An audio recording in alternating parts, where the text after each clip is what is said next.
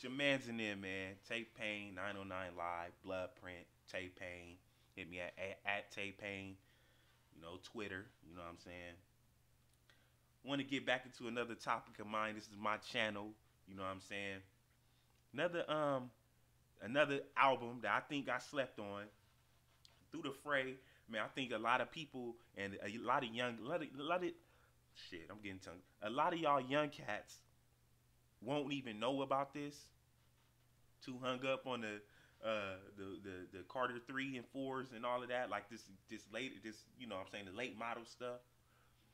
But man, another album, and you know what I'm saying, if you can't handle this, man, maybe you need to switch channels. Man, another album, man, Volume 1 from Jay-Z, man, In My Lifetime.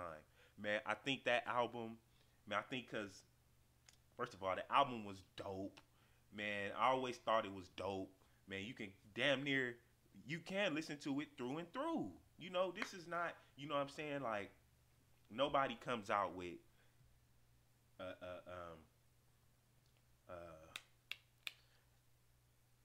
nobody comes out just with classics back to back to back to back. It's not gonna happen. It's never gonna happen. So give it up. So, with having said that, and I don't even have to go back to listen to this album. I've been saying this since the damn album came out. Man, he had cuts on there.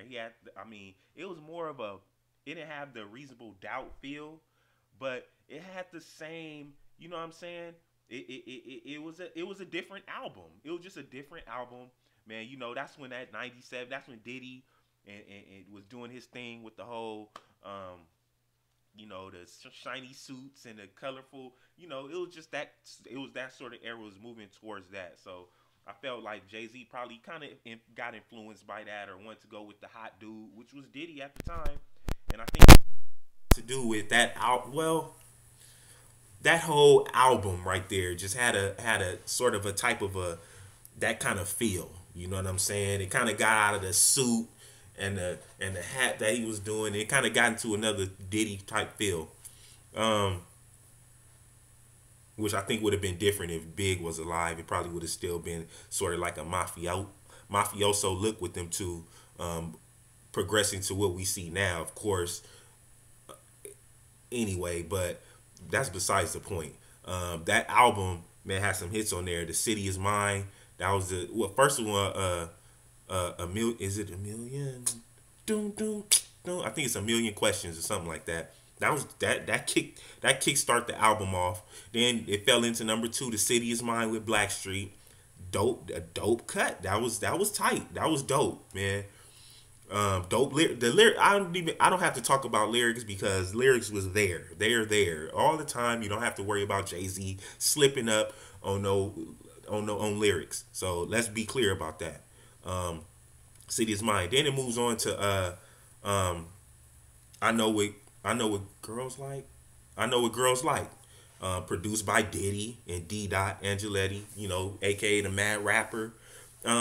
That's where E40, well, that doom doom, that's where I remember that from. That E40 White Girls beat. That's what when I first heard the E40 White Girls beat, automatically went to Volume 1. Knew it off top like that. Number 4, um, ah, Imaginary Player. Another dope song it stands the test of time. Like his stuff is timeless, man. It just stood the test of time.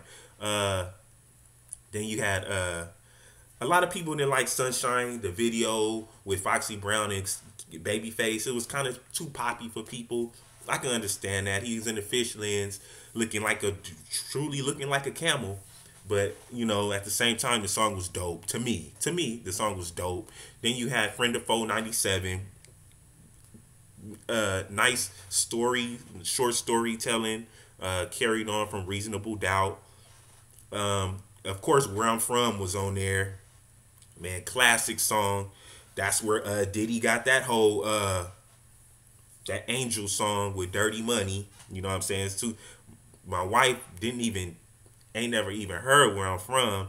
said that thing was dope. I was like, huh? No, this is the other one. You need to hear the original. The original is hood. To me. Um, Beat smacked. Um, the song off the Sprung soundtrack was on there. Uh, the bitches, shy bitches, the bitches don't matter. You my bitch. That song classic out the gate. So it's a lot of cuts on there, man.